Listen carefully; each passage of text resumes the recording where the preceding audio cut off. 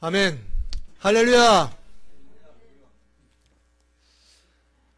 여러분, 하나님과 교제하는 자리에 나오셨습니다. 여러분의 드림이 이 교제의 자리를 더 빛나게 합니다. 여러분은 아주 소중한 여러분의 시간을 하나님께 드렸습니다. 하나님께서는 여러분의 시간을 거스를 수 있는 힘을 주실 줄 믿습니다. 여러분, 오늘 육체를 하나님께 드렸습니다. 오늘 치유하는 역사를 통해서 응답하실 줄 믿습니다. 오늘 여러분 생각과 마음과 예물로 하나님께 드렸습니다. 오늘 평화를 주실 것이고 평강을 주실 것이고 여러분 갑절의 축복으로 함께 주실 겁니다.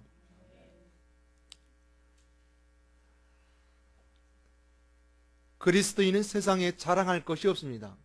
성경 말씀에 그렇게 기록한 말씀처럼 요한일서 2장 16절 말씀처럼 세상의 모든 것이 육신의 정욕과 안목의 정욕과 이생의 자랑이니 다 아버지께로 온 것이 아니요 세상으로부터 온 것이라.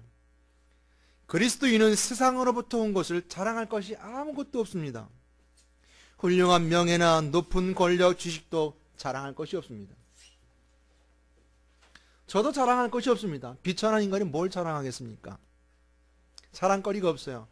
그러나 우리가 그리스도인으로서 자랑할 것이 있는데 성경은 우리에게 여러 자랑거리를 말하지만 전 두 가지만 말씀드리고 싶습니다. 십자가 외에는 내가 자랑할 것이 없다라고 고백했습니다. 난 하나님의 일 외에는 내가 자랑할 것이 없다. 하나님이 나를 통해 역사하셨던 그 역사의 사건 외에는 내가 자랑할 것이 없다라고 우리에게 사도 바울은 고백합니다. 이 자랑하는 손가락을 나에게 향해 있으면 교만입니다. 굉장히 교만스러운 거죠. 어떨 때 보면 자기 자랑하는 사람만큼 얄미운 사람이 없어요. 교만스러워 보이고 얄미워 보이고 질투도 나고 시기도 나고 막 자랑하는 사람 보면 그래요. 그러나 자랑하는 손가락을 당신에게 향한다면 그것은 자랑이 아니라 칭찬입니다. 저 사람 훌륭해. 저 사람 너무너무 감사한 사람이야. 오늘 여기 예배 참여한 우리 희재, 지혜, 재현이, 기정이, 채정이 감사한 아이들이 너무 예배 잘 드려. 윤정인 권사님 저번 주에 참석하고 이번 주에 참석하고 너무 훌륭하신 권사님이야. 이 칭찬 자체가 자랑이 칭찬이죠. 나를 향해 있지 않고 너를 향해 있으면 칭찬이 됩니다. 이처럼 자랑과 칭찬은 굉장히 가깝습니다. 어찌 보면 친분이 있다고 말할 수 있을 것이죠. 근데 세상에서는 자기 자랑에 살아남습니다. 나를 자랑하지 않으면 살아남을 수 없어요. 나는 이렇게 훌륭한 사람입니다라고 PR을 해야지 되죠. 꼭 PR하는 시대입니다. 어느 집사님이 아주 믿음이 좋은 집사님이 계셨습니다. 교회에서 열심히 기도한 중에 그분은 워낙 열심히 신앙생활을 하셨던 분인데 기도한 중에 하나님의 음성을 듣고 땅을 사라는 음성을 듣고 땅을 샀어요. 근데 거기가 아무것도 없는 지역인데 땅을 사가지고 땅이 굉장히 가격이 올라갔어요. 그러니까 땅 부자가 됐어요. 부자가 됐어요. 자랑거리가 됐습니다. 야, 내가 기도하는 중에 이런 일이 일어났다라고 자랑하기 시작했어요. 그런데 그것이 처음에는 간증이 됐지만 시간이 지나면서 하나님의 영광은 다 빠지고 자기 자랑이 돼버렸어요. 악한 마음이 들어오고 사단이 들어와서 자기 자랑이 돼버렸어요. 그게 하나님의 간증이 될 수 있었을지 모르지만 시간이 지나면서 악한 사단은 그를 넘어뜨립니다. 그러니까 어느 날 그 집에 도둑이 들었어요. 막 도둑 난리가 났어요.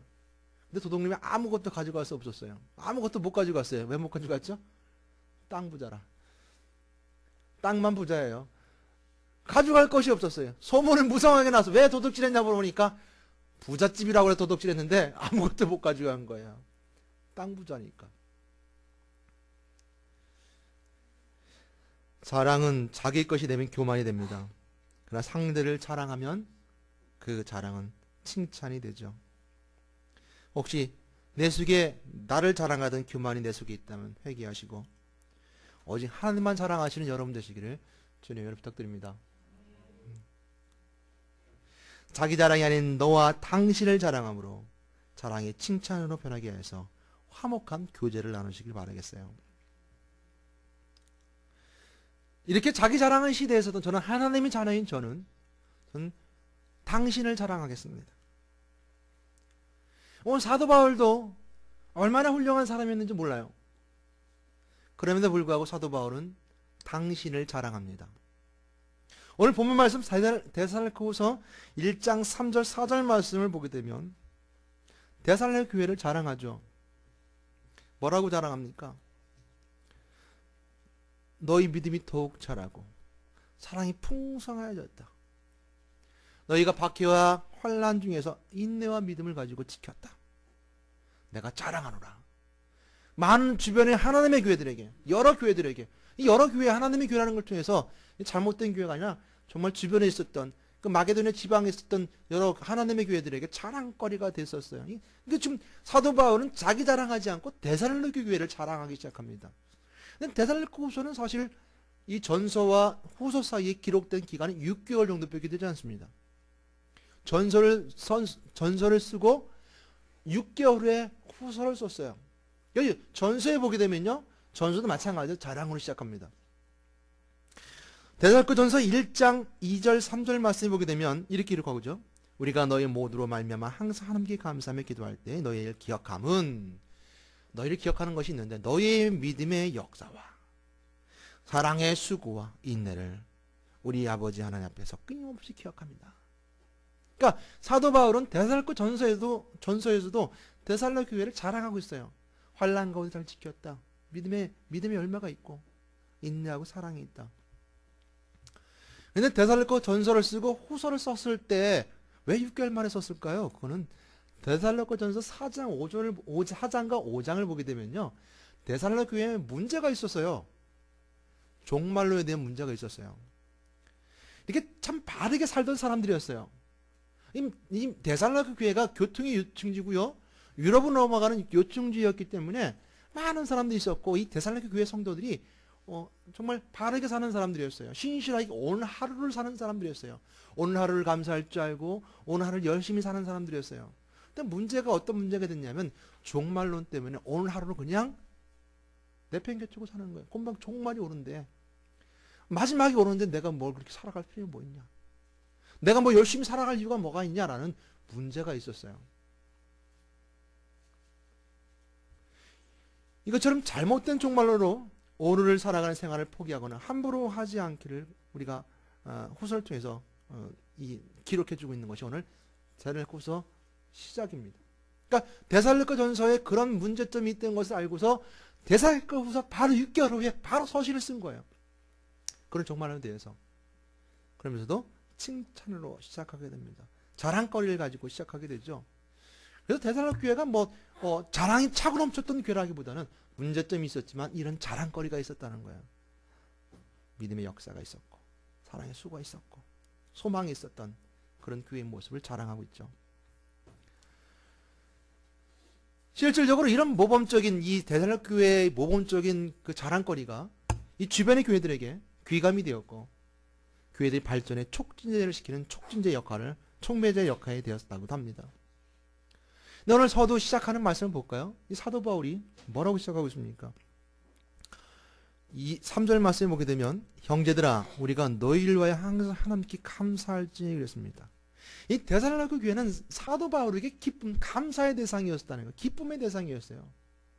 사역자들이 가장 기쁜 게 뭔지 아세요? 일하는 일꾼들이, 하나님의 일꾼들이 가장 기쁜 것이 뭔지 아시죠? 우리 하는 것처럼 하나님의 일들이 일어나는 겁니다. 오늘 사도 바울이 기쁨이 되었던 교회가 이 데살로니가 교회예요. 그래서 자랑거리가 될 만큼 기쁨이 되는 교회죠. 그래서 우리가 항상 하나님께 감사하는 교회. 하나님 감사한다. 저는 여러분 먼저 고백합니다. 감사합니다. 우리 평강그리스도에 와서 함께 예배 드려주면 감사합니다. 네. 저 여러분이 감사드리는 거예요. 사도 바울이 기쁨이 있었던 것은 그곳에 믿음이 있었기 때문이죠. 사랑이 있었기 때문이죠. 감사하다는 거예요. 사도 바울의 기쁨이었어요. 여러분 찬양해 주셔서 너무 감사합니다. 평강그리스도에 있음에 감사합니다. 오늘 이 자리에 함께 하시면 너무 감사합니다. 항상 저는 고백합니다. 감사해요. 저는 너무너무 감사합니다. 제가 기쁜 때가 있다면, 목회하면서 기쁜 때가 있다면, 뭐 여러 가지 있을 수 있겠죠. 목회하면서 가장 이렇게 기쁘고 즐겁고 좋다, 감사하다고 할 때는 선포된 말씀대로 살아가는 모습을 볼 때입니다. 이번 주 선포된 메시지를 붙잡고 일주를 사는 모습을 나에게 의도적으로 보여지지 않지만 그런 모습들이 보여지게 될 때 감사한 거예요. 이번 주에 우리가 말을 조심합시다라고 말씀이 선포됐다면 일주일 동안 말을 조심하고 살고자 하는 그 노력, 우리가 기도하는 삶을 삽시다 했을 때 어떤 주어진 환경에서 기도하려고 하는 노력, 그런 모습을 우리가 은연중에 볼 때 내가 정말 참 기쁘고 감사하다. 기도는 신앙을 잘 나타냅니다. 기도는. 그래서 기도할 때 어떨 때 보게 되면 기도는 신앙의 모습을 잘 보여주게 되는데, 저번 주에 했던 메시지를 붙잡고 그 기도 속에 기도하는 모습을 보면 가슴이 뛰어요. 정말 그래도 일주일 동안 아니면 그 삶에서 그 메시지가 아직도 살아있구나. 다른 걸 다 잊어버렸다 하더라도 하나님께 하신 말씀이 잊어먹지 않고 기억하고 있구나 라는 그 기도 속에 보게 되면 너무너무 기뻐요. 너무너무 감사해요. 저희 기쁨과 감사가 됩니다. 제가 이제 어느 모임에 세미나를 갔습니다. 세미나를 가서 자기소개하는 시간이 있었어요. 그래서 이제 쭉 앞에서 소개를 하게 되는데, 나는 뭐 몇백 명의 교회에서 목회하는 누구입니다. 어떤 목표를 가지고, 더 큰 목표를 가지고 목회합니다. 또 다음 사람은 지방에서 목회하지만 우리 교회 특징은 이렇습니다 라고 했어요. 제가 그럼 나는 뭐를 소개할까? 나는 뭐를 우리 교회를 자랑할까? 라고 하다가 하나님 음성을 주셨어요. 이런 생각이 들었어요. 하나님 음성을 주셨는데 어느 날 누가 나한테 우리 부부를 불러서 백화점을 불렀어요. 근데 굉장히 거리가 먼 백화점이었습니다. 근데 너무 멀은데도 오라고 해서 가긴 갔는데 보니까 굉장히 멀어요. 그래서 목사님 옷을 한번 양복을 한번 입어보시죠. 사모한테도 옷을 한번 입어보시죠 했어요. 그래서 제가 보는 눈이 조금 이렇게 정식이 아니라서 몰라도 좀 캐주얼한 양복을 골랐어요. 캐주얼한 양복이었어요. 제가 좀 젊어서 그런가 봐요. 입으니까 너무 좋아요. 사모도 좋은 옷을 입고 너무 감사해서 돌아왔습니다. 그 얘기를 했어요.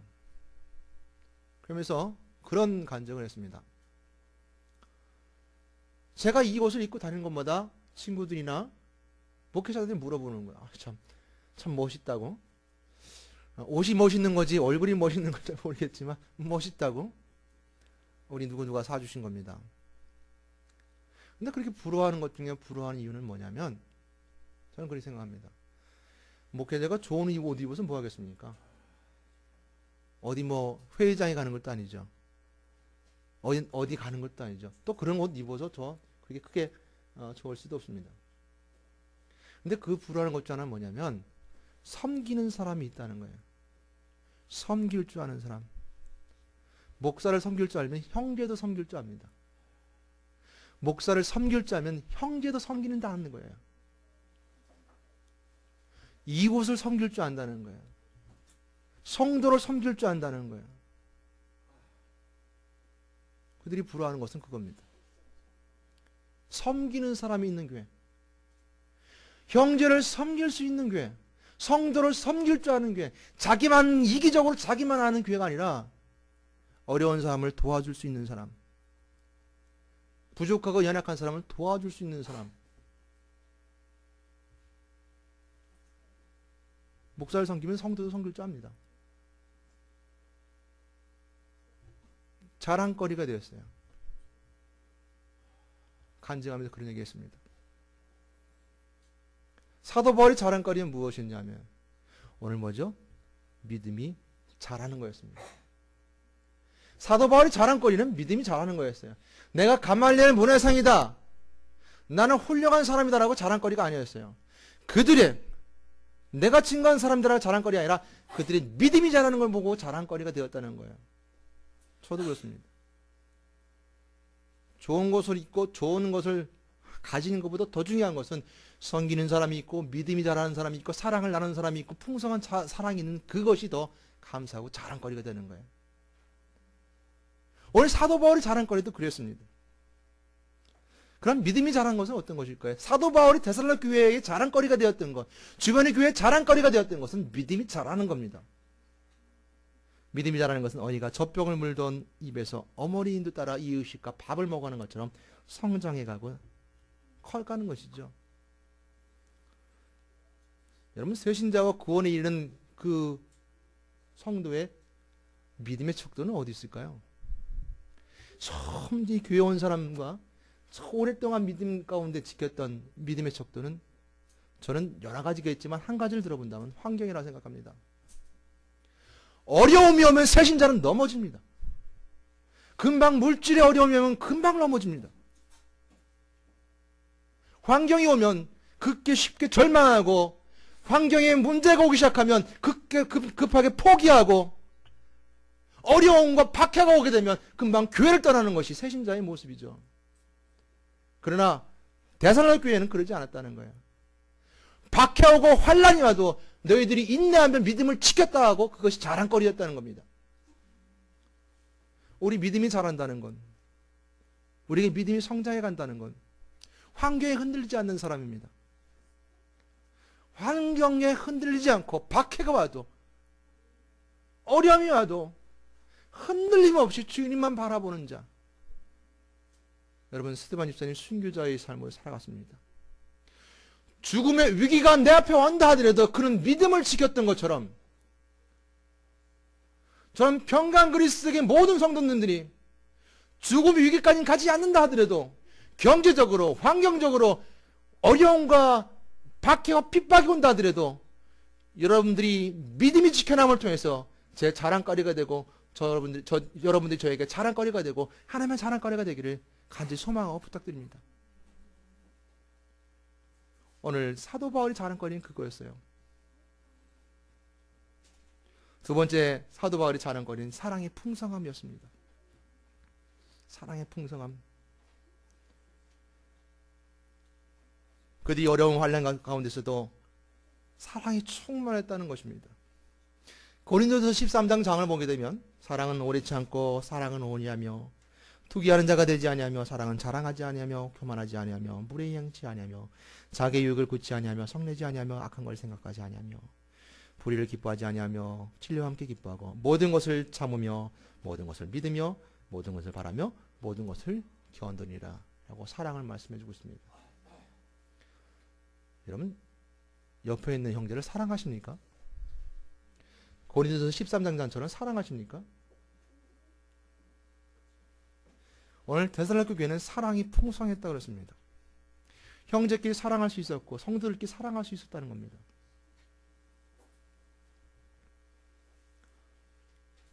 너와 당신이 나의 자랑거리가 될 수 있는 것은 사랑할 때 자랑이 칭찬으로 바뀔 수 있을 것입니다.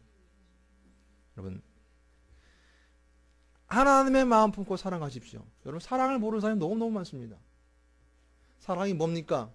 도와주는 거요? 사랑이 뭡니까? 위로해 주는 거요? 사랑이 뭡니까?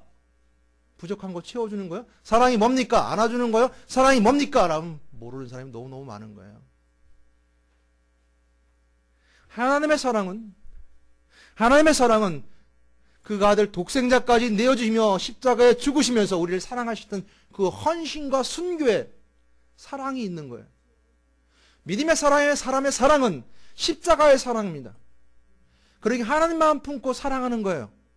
그러게 옆에 있는 사람을, 가장 내 옆에 있는 사람을 원수조차도 사랑할 수 있는 마음이 사랑이라는 거예요. 우리 사랑이라고 함부로 얘기할 수 없는 거죠. 사랑한다고요? 하나님 사랑으로 사랑해야 되는 것이죠.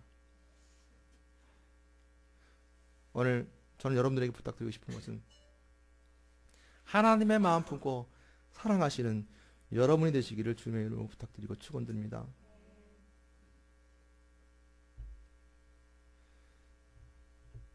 그러나 세상에는 자기를 자랑해야 살아남습니다. 자기를 사랑하는 일은 이 시대에 꼭 필요한 시대의 모습이기도 하죠.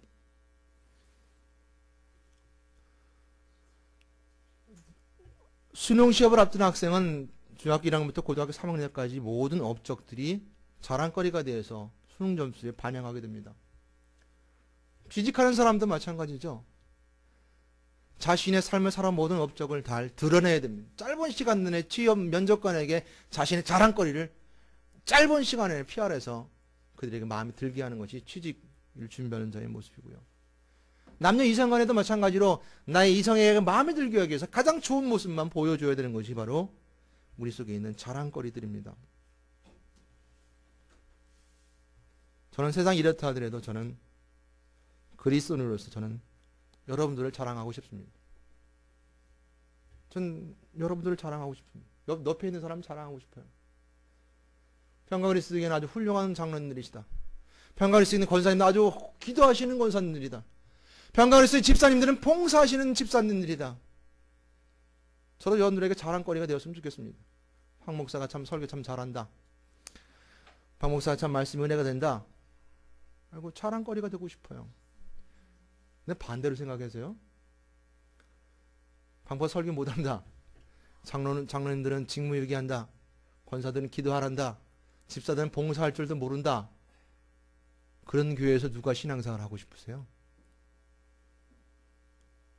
우리 믿음의 사람들도 그런 교회에서 신앙생활 하고 싶지 않아요. 여러분들의 자랑이, 여러분들의 칭찬이 교회를 교회답게 만들어갑니다. 새신자에게 100번 물어보십시오. 우리 교회는 안 돼. 평강그리스도에게는 힘들어. 이 상태로 가다가는 얼마 못 가. 어느 누가 와서 신앙생활 합니까? 신앙생활 못하죠. 나 평강교회는 희망이 있어. 평강그리스도 소망이 있어. 우리 장로님들 든든히 세울 수 있는 능력이 있어. 우리 권사님들 기도하는 권사님들이야.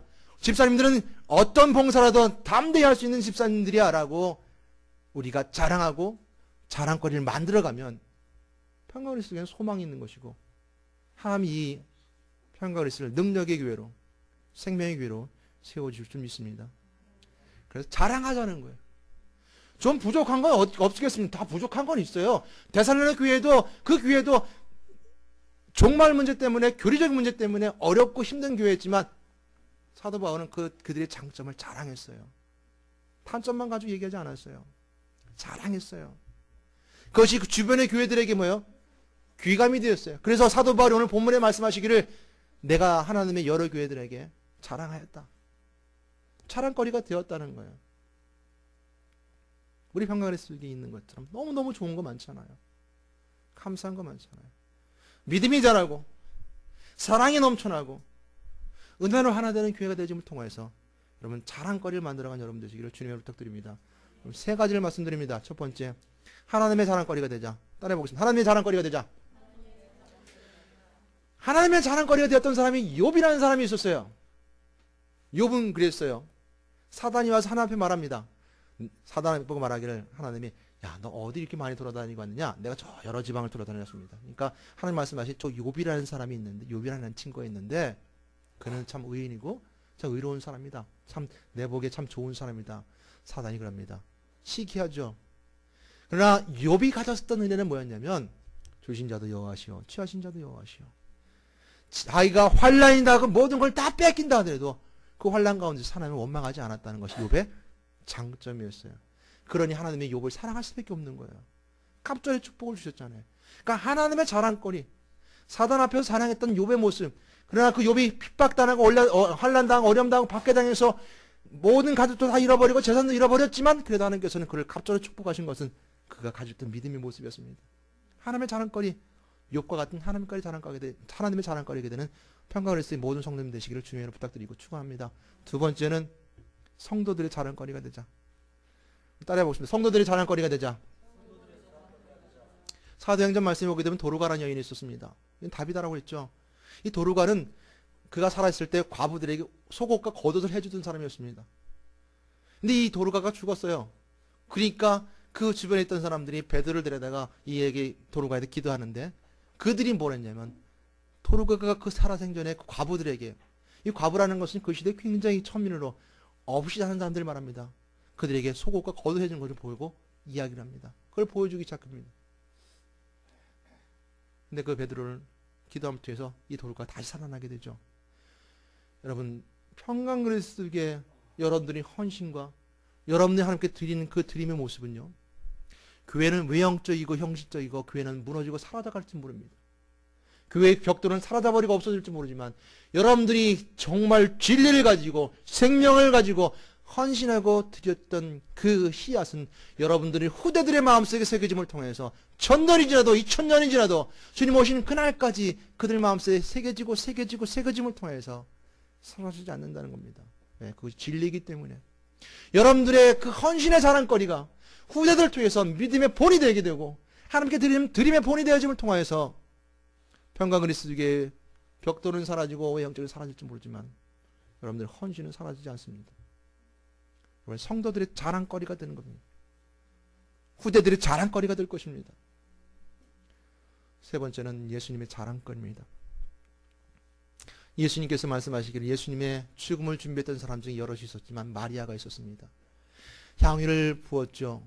가룟 유다는 말하기를 이 향유를 팔아서 300데나리온을 팔았으면 가난한 자를 도왔으면 얼마나 좋았을까. 우리가 그리스도 안에 있는 자와 그렇지 않은 자의 특징은, 그렇지 않은 자의 모습은 이 향유에 관심이 있습니다. 그러나 믿음의 사람들은 깨트림에 관심이 있죠. 그 옥합을 깨트림을, 향유를 깨트림을 통해서 내 장례를 준비하느니라. 이 여인이 한 일을 복음이 증거되는 전파되는 곳곳마다 다 말하여 기억할지라다. 예수님의 복음이 증거되는 곳마다 이 여인이 한 일을 말하여 기억하라라고 성경은 우리가 말씀해 주고 있습니다. 여러분의 헌신이, 여러분의 드림이 예수 그리스도의 복음 증거하는 곳마다 복음의 자랑거리가 되어짐을 통하여서 여러분